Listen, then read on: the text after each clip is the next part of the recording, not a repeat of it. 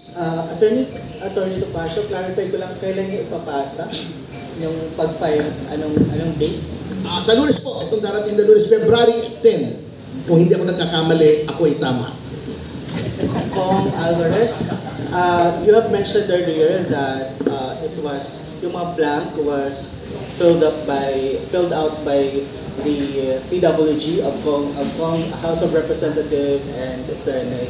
So do you have the names as well, sir? I-include mo rin ba sila sa pag-file? Mapapasama yan sila siguro sa Jando. For soundbite lang po, so pa-explain part yung Jando. Ito po yung mga hindi natin pinapangalanan ngayon, no, sa complaint. Pero later on, lalabas din yung mga pangalan nila. One more question na lang po for Attorney Bondok and Congressman Bebot. Na-mention po kanina ni Attorney Topacio na kaya may nadaling impeachment para matabunan ang issues. Sa inyo pong dalawa, kasi pareho po kayong nasa side ng mga Duterte, hindi po kaya ito magiging isang political war? Una po sa lahat, gusto ko rin linawin talaga na ito po ay hiwalay sa aking pagiging kandidato, no, itong filing. I am acting in my capacity as National Officer of the PDP Laban, then ako po ay chairperson ng arbitration committee ng PDP Laban. So I'm really on the legal team of PDP, no? So needless to say, siguro lagi namang may political aspect ang mga ganito, but we are really fighting against the corruption here that is nasa institusyon, no? Wala po itong kinalaman sa politika. Very little to do with politics. Napakalinaw po, as a lawyer, I'm speaking as a lawyer, na lahat po ng elemento ng falsification of legislative documents ay naririto. Dahil yung GAA po, ang problema natin dito is napaka-technical, kaya hindi po nakikita ng taong bayan yung paglilimas ng kaban natin. Ang trabaho namin dito in filing the case ay para bigyan ng ilaw, no, ng liwanag kung ano ba yung specific mechanism ng korupsyon at kung paano nililimas. Kasi lahat tayo ginagamit yan no, yung terms na nililimas sa kaban ng bayan. Paano? Ito po sinasabi namin kung paano ginagawa. And now, sabi nila matagal nang nangyayari yan. Ang gusto namin masabi sa inyo, it is in unprecedented amounts ang ninanakaw po sa taong bayan. Kailangan po maging malinaw yan. Gusto ko lang linawin din na itong pag-file namin ng criminal cases, hindi po kasama sa politika ito. Malinaw na mayroong krimen na nangyari. Malinaw na Martin Romualdez, Saldico, at Mr. Dalipe committed a crime against the Republic of the Philippines. Hiwalay po natin yung politika dito.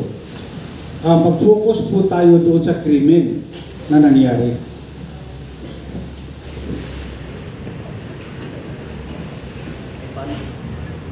May follow-up question si Carlo Mateo, DCW. Sir, kahit sino, si Sir Jericho magbantay po siguro. Meron ba tayong draft na dyan ng complaint para maipakita natin sa mga pamamahayan? Kaya yung kung ilang pahina rin po yan.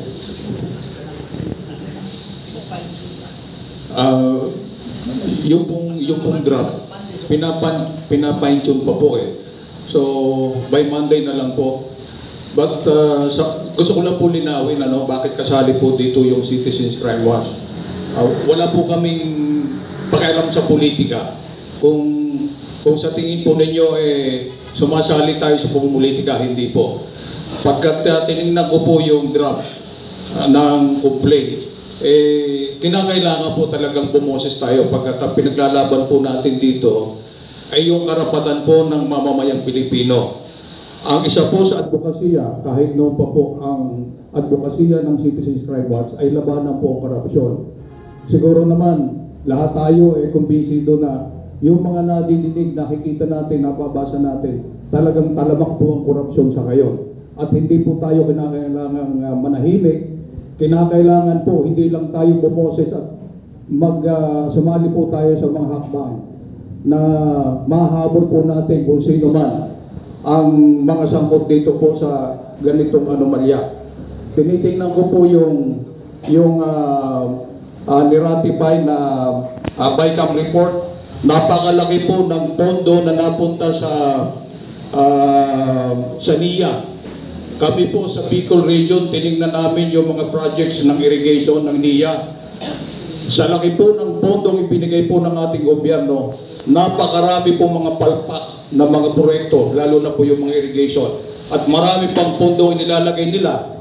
Pagkat tayo hindi natin nasisilip yung anomalya dito pagkat nasa kabukiran po yung project nila. Pero karamihan ng kanilang mga proyekto ay palpak at hindi po gumagaan ng karamihan sa mga proyekto nila. Kaya kami po sa Citizens Crime Watch, lahat pong mga hakbang na naglalayong malabanan po ang korupsyon, kami po ay palaging naandyan.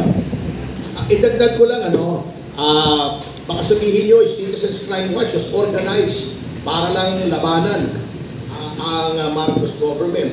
1992 pa po ay buhay na ang Citizens Crime Watch. 1992, ang founder namin ay yung yumaong si Jose Malvar Villegas, Attorney Jose Malvar Villegas.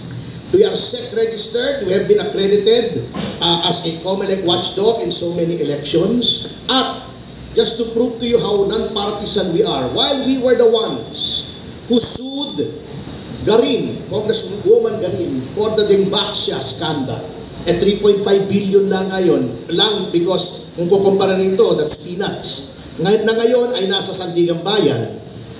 Dinimanda rin po namin si Commissioner Guanzon for graft na ngayon ay nasa RTC Bulacan na.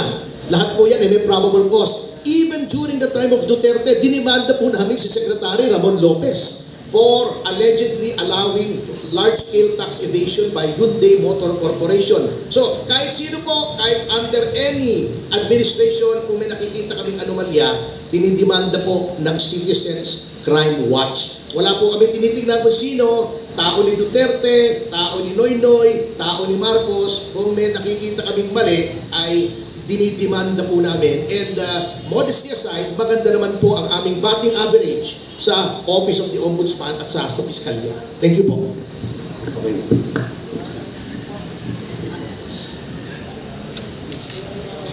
Question po for Mr. Magpantay. I'm just Ignacio po from Abante Radio po. Sir, tanong ko lang po, gaano po ka-importante na ang Citizens Crime Watch po ang magsampa ng kaso at bakit hindi na lang po individual?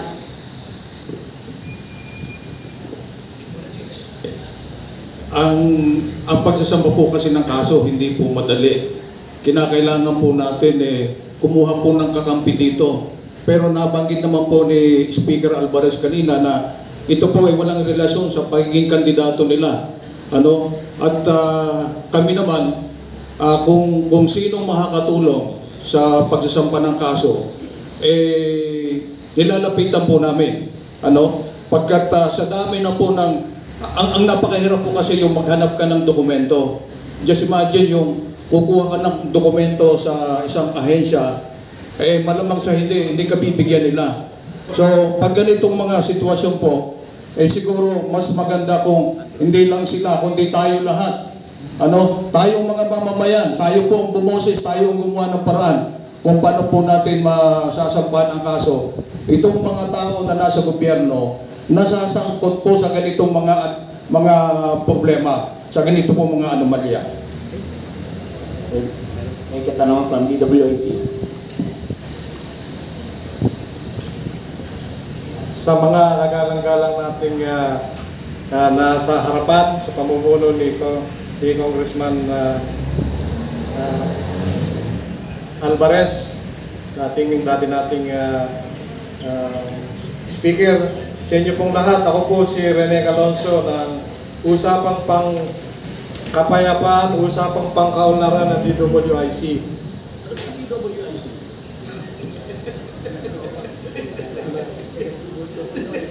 Yes, sir. Meron lamang po akong gustong linawin at mabigyan nyo ng kaliwanagan para po sa kaalaman ng lahat. Ano po ba ang pagkakaiba nito sa isinusulong na complaint nila Congressman Ungab? Para po magkaintindihan tayong lahat. Salamat po, sir. Yung complaint po na sinusulong nila Congressman Ungab, petition po yun sa Supreme Court to declare the 2025 General Appropriations Act unconstitutional. Ito po yung sinusulong namin dito ay yung criminal case laban po kay Martin Romualdez, Manix Dalipe, Saldico. Yun po.